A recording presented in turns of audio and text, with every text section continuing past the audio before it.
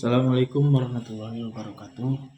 Perkenalkan, nama saya Nanda Subustio Pasaribu, NIM 2521143. Nah, pada video kali ini saya akan membahas tentang 5 pembahasan. Pembahasan yang pertama yaitu konsep umum jaringan nirkabel. Yang kedua, penjelasan perangkat keras jaringan nirkabel. Yang ketiga, konsep umum wireless personal area network. Yang keempat, konsep umum wireless local area network. Yang kelima, jenis keamanan wireless local area network. Nah, kita akan membahas satu persatu. Pembahasan yang pertama yaitu tentang konsep umum jaringan nirkabel. Nah, apa itu jaringan nirkabel?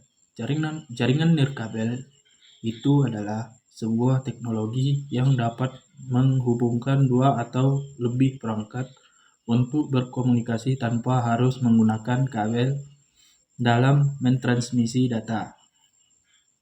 Artinya, dengan menggunakan jaringan nirkabel, kita bisa saling terhubung meski jauh dari router. Nah, jaringan nirkabel atau wireless ini dia menggunakan gelombang elektromagnetik seperti mikro, radio, hingga infrared untuk proses pengiriman data. Selain itu, jaraknya juga bisa dijangkau ya. Dengan menggunakan jaringan nirkabel ini pun sangat beragam. Ada yang hanya dalam jangkauan jarak dekat dan ada juga yang jarak jauh. Tanpa kita sadari, di sekitar kita sudah ada atau memiliki suatu barang yang sudah memiliki teknologi jaringan nirkabel. Contohnya yaitu smartphone yang di dalamnya mendukung WiFi dan juga Bluetooth. Bila dibandingkan dengan jaringan nirkabel seperti komputer, misalnya yang harus menggunakan kabel ketika ingin tersambung ke internet, tentu akan lebih efisien jika menggunakan jaringan nirkabel ini. Sebelumnya, jaringan berkabel diklaim lebih cepat dan aman. Akan tetapi, seiring berkembangnya teknologi, jaringan nirkabel telah membuat kesenjangan tersebut menjadi berkurang. Jenis-jenis jaringan nirkabel berdasarkan jangkauannya. Jaringan nirkabel memiliki 4 jenis diantaranya sebagai berikut. Yang pertama, wireless local area network. Nah, memungkinkan dapat menghubungkan dua atau lebih perangkat untuk saling bertukar data dan informasi, di mana wireless local area network menyediakan koneksi melalui access point dengan yang bisa disebut SSID untuk jaringan internet yang lebih luas. Biasanya, wireless local area network dipakai pada tempat-tempat yang wilayahnya kecil, seperti perkantoran, sekolah, bandara, dan perpustakaan, dan sebagainya. Yang kedua ada WMAN atau Wireless Man Area Network, Metropolitan Area Network. Dapat saling menghubungkan di beberapa titik pada wilayah metropolitan. Contohnya adalah gedung perkantoran A dengan gedung perkantoran B. Atau bisa juga jaringan ini dapat menjangkau satu kota sekaligus. Yang ketiga ada WWAN atau kepanjangannya Wireless Wide Area Network. Dapat digunakan oleh pengguna terkoneksi ke jaringan pribadi atau publik dari arah jauh. Jangkauannya sangat luas hingga satu negara. Karena menggunakan sistem satelit, contohnya adalah 2G, 3G, dan sebagainya. Yang keempat ada WPAN. WPAN ini sendiri jaringan nirkabel yang jangkauannya paling kecil karena bersifat mendadak. Adapun jarak yang dapat dijangkau dengan WPAN adalah 10 meter. Contoh jaringan WPAN adalah Bluetooth yang tersemat di smartphone, laptop, tablet, dan yang lainnya. Baik, selanjutnya fungsi jaringan nirkabel. Nah, sebenarnya jaringan nirkabel memang umumnya sama dengan jaringan berkabel, yaitu sebagai jembatan penghubung antar perangkat agar bisa saling bertukar data atau terkoneksi internet. Hanya saja, jaringan nirkabel ini adalah pengembangan dan pembaruan teknologi dari jaringan berkabel. Nah, lalu bagaimana cara kerjanya? Jaringan nirkabel bekerja dengan menggunakan gelombang radio untuk mengirim data antar perangkat melalui access point yang menghubungkan dan mengelola koneksi. Perangkat memerlukan kartu jaringan nirkabel untuk berkomunikasi dengan access point, dan data dikemas dalam frame dan dienkripsi untuk keamanan. Apa manfaat jaringan nirkabel? Tidak dipungkiri bahwa jaringan nirkabel sangat memberikan banyak manfaat bagi pengguna. Adapun manfaat dari jaringan nirkabel adalah yang pertama yaitu praktis. Nah, maksudnya kita sebagai pengguna dapat mengakses jaringan dari berbagai tempat selama tempat tersebut masih dapat dijangkau oleh jaringan nirkabel ini. Selain itu, kita tidak harus selalu terikat pada kantor dan bisa melakukan konferensi tanpa harus datang ke kantor, karena bisa menggunakan fitur video call. Yang kedua, konfigurasi yang mudah. Kita sebagai pengguna tidak perlu menyusun kabel yang kompleks agar dapat membangun koneksi jaringan. Kenapa begitu? Karena dengan adanya jaringan nirkabel, konfigurasi dapat dilakukan dengan lebih mudah. Yang ketiga, perluasan lebih mudah. Maksudnya adalah ketika kita atau pengguna ingin memperluas jaringan, kita bisa menambahkan hanya dengan peralatan yang sudah ada. Berbeda dengan jaringan berkabel yang harus membutuhkan kabel tambahan untuk memperluas jaringan, yang mana membutuhkan biaya tambahan yang lebih besar. Yang keempat, keamanan. Jaringan nirkabel mengalami kemajuan yang pesat, khususnya dalam hal keamanan. Pasalnya, jaringan ini sudah dilengkapi dengan perlindungan keamanan yang kuat. Yang kelima, meningkatkan produktivitas apabila dalam satu perusahaan menggunakan jaringan nirkabel yang sama dapat memudahkan integrasi dan kerjasama. Baiklah, selanjutnya yaitu kelebihan dan kekurangan jaringan nirkabel. Kita bahas yang pertama, kelebihan jaringan nirkabel. Perlu kita ketahui bahwa jaringan nirkabel memberi banyak kelebihan kepada pengguna. Berikut kelebihan jaringan nirkabel. Yang pertama, lebih mudah dikembangkan dan diperbaiki ketika mengalami gangguan.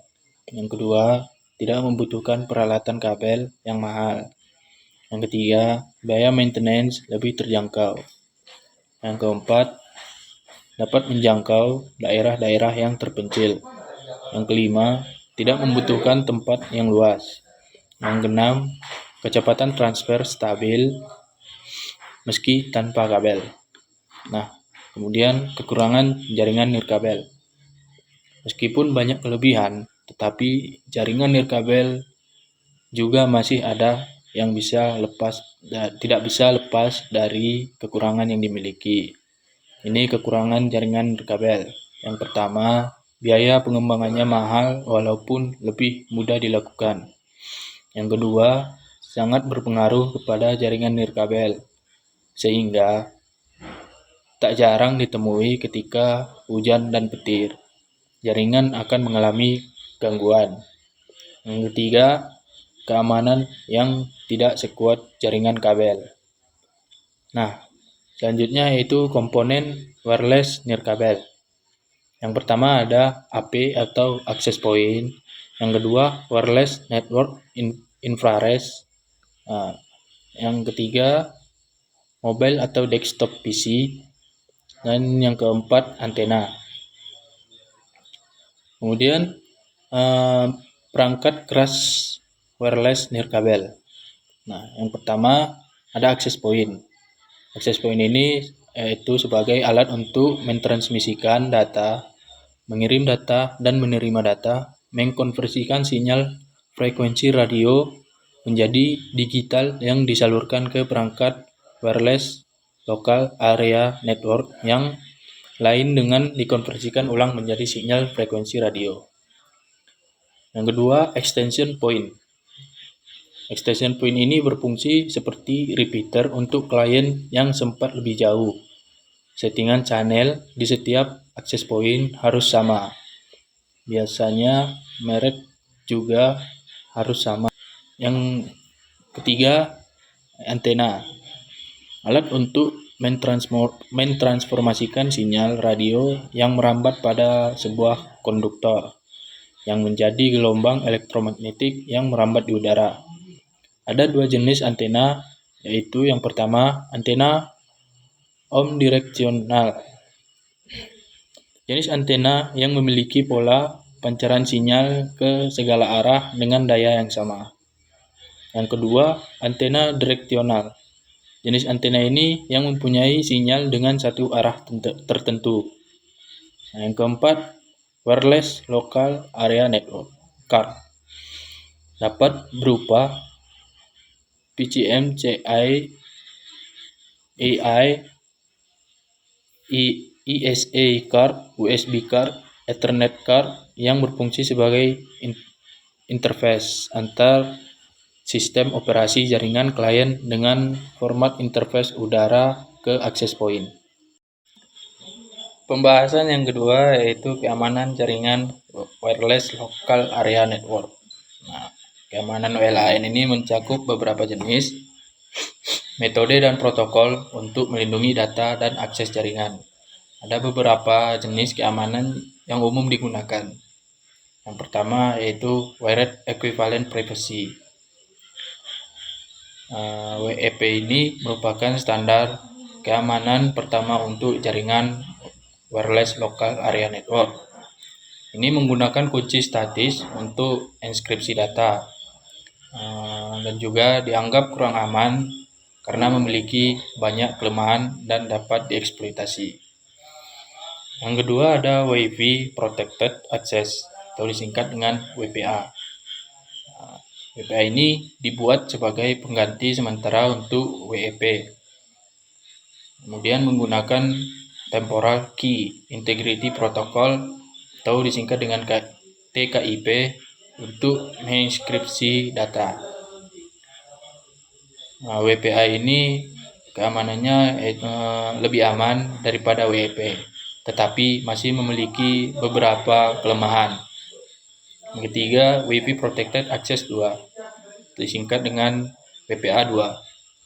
WPA 2 ini standar keamanan yang lebih kuat daripada WPA. Ini menggunakan Advanced Encryption Standard atau disingkat dengan AES untuk enskripsi. Ini sangat aman dan banyak digunakan di jaringan modern. Yang keempat, Wi-Fi Protected Access 3 atau disingkat dengan WPA 3. Versi terbaru dan paling aman dari WPA. Menggunakan metode enskripsi yang lebih kuat dan menyediakan perlindungan lebih baik terhadap serangan brute force. Kemudian menyertakan fitur-fitur seperti SAE atau Simultaneous Authentication of Equals untuk meningkatkan keamanan autentikasi. Yang kelima ada 802.1x Authentication. Ini merupakan standar untuk kontrol akses jaringan berdasarkan identitas pengguna. Kemudian ini sering digunakan bersamaan dengan protokol WPA 2 atau WPA 3. Memanfaatkan server radius atau remote authentication dial-in user service untuk autentikasi pengguna. Yang keenam ada MAC address filtering. MAC address filtering ini mengontrol akses ke jaringan berdasarkan alamat fisik perangkat MAC address. MAC address ini kurang efektif sebagai satu-satunya metode keamanan karena MAC address dapat dipalsukan. Yang ketujuh ada network segmentation. Ini memisahkan jaringan untuk beberapa segmen untuk membatasi akses dan meningkatkan keamanan. Misalnya misalkan jaringan tamu dan jaringan internal. Kemudian yang ke-8 ada virtual private network atau VPN. VPN ini menggunakan inskripsi untuk membuat koneksi aman melalui jaringan yang kurang aman. Dapat digunakan untuk mengamankan komunikasi data di jaringan nirkabel. Menggunakan kombinasi dari metode ini dapat membantu meningkatkan keamanan jaringan wireless local area network dan melindungi data dari akses yang tidak sah. Baiklah, pembahasan yang ketiga yaitu tentang konsep umum WPAN atau Wireless Personal Area Network. WPAN ini adalah pengembangan dari jaringan PAN di mana media aliran datanya masih menggunakan kabel. Sedangkan WPAN tidak menggunakan kabel. WPAN memiliki jaringan yang lebih pendek dibanding WLAN, WMAN, dan WWAN. Contohnya seperti Bluetooth, infrared, dan Zigbee. Jaringan personal yang menggunakan teknologi nirkabel, WPAN umumnya menggunakan daya rendah sehingga hanya memiliki jangkauan terbatas. Karena jangkauannya rendah, WPAN biasanya hanya digunakan untuk keperluan pribadi. Kemudian definisi WPAN dan arsitektur WPAN beserta contohnya. Contoh dari WPAN ini seperti Bluetooth. Bluetooth adalah teknologi yang diterapkan jaringan WPAN saat ini. Kecepatan transfer data pada Bluetooth ini hingga 1 Mbps, sedangkan jarak jangkauannya tidak lebih dari 3 km. Alat-alat yang menggunakan Bluetooth sebagai jaringan koneksinya sudah cukup banyak digunakan saat ini. Mulai dari ponsel, smartphone, Bluetooth, earphone, mouse, speaker, keyboard, dan lain-lain. Bluetooth sudah mencapai versi 5.1, artinya perkembangan Bluetooth saat ini sudah mengalami perkembangan sangat pesat. Bluetooth memiliki beberapa manfaat yang dapat berguna bagi berbagai situasi. Yang pertama yaitu koneksi nirkabel. Bluetooth memungkinkan perangkat untuk terhubung secara nirkabel tanpa memerlukan kabel fisik. Ini membuatnya lebih mudah untuk mentransfer data antara perangkat tanpa harus menyusun kabel atau mencari konektor yang sesuai. Yang kedua, kompatibilitas. Bluetooth umumnya tersedia di berbagai perangkat, termasuk smartphone, laptop, headset, speaker, dan banyak lagi. Hal ini membuatnya menjadi standar komunikasi nirkabel yang mudah digunakan di berbagai platform. Yang ketiga yaitu mentransfer data. Bluetooth memungkinkan transfer data antara perangkat dengan cepat. Meskipun dengan jarak yang relatif dekat, ini bisa digunakan untuk mentransfer file, foto, musik, dan lainnya sebagai antara perangkat yang kompatibel. Yang keempat ada penggunaan handset dan speaker nirkabel. Bluetooth memungkinkan pengguna handset dan speaker nirkabel yang memungkinkan mobilitas tanpa terikat oleh kabel. Ini sangat berguna saat mendengar musik, menonton film, atau melakukan panggilan telepon. Baik, selanjutnya yaitu kelebihan dan kekurangan dari WPAN ini. Kelebihannya yang pertama yaitu bisa menembus rintangan seperti dinding. Yang kedua, tidak memerlukan kabel. Yang ketiga, dapat menyinkronkan data dari handphone ke komputer atau laptop. Yang keempat, bisa digunakan sebagai perantara modem. Yang kelima, praktis dan mudah digunakan. Kemudian kekurangan dari WPAN Yang pertama, kekurangannya memakai frekuensi yang sama dengan WiFi. Yang kedua, sulit menemukan penerima jika terlalu banyak koneksi Bluetooth. Yang ketiga, rentan terhadap virus yang disebarkan melalui Bluetooth. Yang keempat, memerlukan mekanisme keamanan yang baik. Dan yang terakhir, kecepatan mentransfer data tidak selalu stabil. Baik, selanjutnya yaitu yang keempat tentang konsep umum WLAN atau Wireless Local Area Network. Nah, WLAN ini merupakan salah satu jenis jaringan komputer tanpa kabel atau nirkabel. Nah, teknologi jaringan nirkabel ini memanfaatkan gelombang elektromagnetik sebagai media transmisinya. Jadi, kita bisa menghubungkan ke beberapa perangkat atau internet secara wireless atau nirkabel. Nah, jaringan satu ini biasanya ditemukan di beberapa tempat umum, seperti di sekolah, kantor, kampus, hotel, tempat wisata, dan lain-lain. Nah, banyak juga perusahaan yang memanfaatkan teknologi jaringan ini. Kenapa?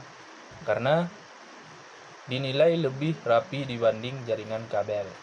Nah, apalagi biaya pemasangan dan perawatan juga bisa dikatakan lebih murah. Kemudian, adapun komponen dalam infrastruktur WLAN. Ada beberapa komponen yang digunakan untuk membangun infrastruktur jaringan ini.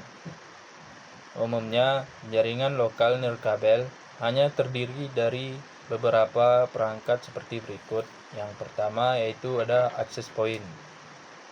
Access point ini komponen utama WLAN adalah access point atau titik akses. Fungsi perangkat ini adalah mengubah sinyal analog menjadi digital yang kemudian disebarkan. Yang kedua ada WLAN interface. Wireless LAN interface dipasang pada desktop atau mobil PC yang berfungsi untuk menangkap sinyal. Nah, perangkat ini dikembangkan secara massal dalam bentuk Personal Computer Memory Card International Association yang hadir melalui PCI, kartu, atau USB. Nah, yang ketiga ada antena. Antena termasuk perangkat eksternal yang berfungsi menyebarkan sinyal. Komponen ini bersifat opsional dan Anda bisa menggunakannya sebagai penguat sinyal. Yang keempat ada perangkat komputer.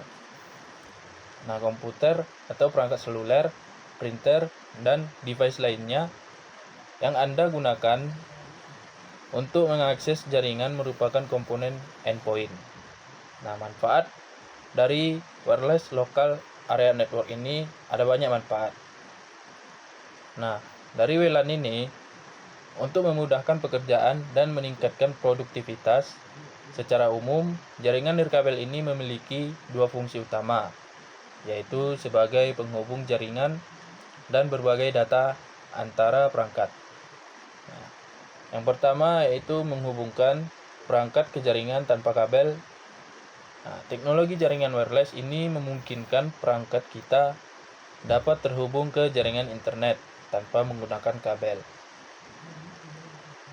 Infrastruktur yang lebih rapi dan tidak memerlukan kabel akan memudahkan Anda untuk memindahkan atau menambahkan workstation yang dimiliki. Nah, dengan adanya teknologi dari wireless LAN ini, area awalnya tidak bisa mendapatkan sinyal karena kesulitan meletakkan kabel dapat teratasi. Selama perangkat kita masih dalam jangkauan jaringan, kita bisa menggunakannya. Nah, yang kedua ada berbagi data antar perangkat. Perangkat-perangkat yang berada dalam jaringan ini dapat saling berbagi data. antara satu dengan antara lain.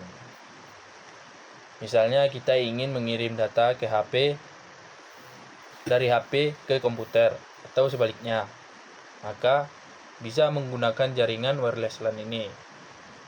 Kita juga bisa menggunakan jaringan ini untuk berkirim data dari komputer ke wireless LAN printer atau device lainnya yang masih dalam jangkauan. Proses berbagi data yang tidak lagi menggunakan kabel ini tentu lebih praktis dan cepat. Selanjutnya itu manfaat dari teknologi WLAN. Manfaatnya adalah kenyamanan dalam bertransfer data sehingga dapat meningkatkan produktivitas kita. Teknologi jaringan ini dapat digunakan untuk berbagai pekerjaan di kantor, sekolah, rumah sakit, pabrik, dan fasilitas umum lainnya. Nah, adapun kelebihan dan kekurangan dari WLAN ini, kelebihannya yaitu teknologi wireless LAN memiliki sejumlah keunggulan dibandingkan jaringan kabel. Nah, berikut beberapa kelebihan dan keuntungan yang bisa kita dapatkan. Yang pertama yaitu jangkauan yang diperluas. Yang kedua ada mobilitas yang lebih tinggi. Dibandingkan jaringan kabel, teknologi ini menawarkan mobilitas yang lebih tinggi sehingga dapat meningkatkan produktivitas kita. Nah, memudahkan kita untuk menyelesaikan pekerjaan tanpa harus repot dengan masalah kabel. Yang ketiga yaitu dia fleksibel. Nah, perangkat penggunaan jaringan ini juga lebih fleksibel karena kita bisa menggunakannya dengan berpindah-pindah tempat. Nah, jika menggunakan jaringan kabel, umumnya perangkat harus diam di satu tempat. Namun, wireless LAN memiliki lebih fleksibel karena kita masih bisa menggunakannya di berbagai tempat dan di dalam cakupan jaringan. Yang keempat, instalasi dan pengelolaan lebih mudah. Kelebihan WLAN dibandingkan jaringan kabel adalah membutuhkan lebih sedikit peralatan fisik. Nah, hal ini dapat menghemat biaya, waktu, dan tenaga dalam proses pemasangannya. Instalasi jaringan lebih mudah dan praktis tanpa perlu memasang kabel yang rumit. Nah, yang kelima ada skalabilitas.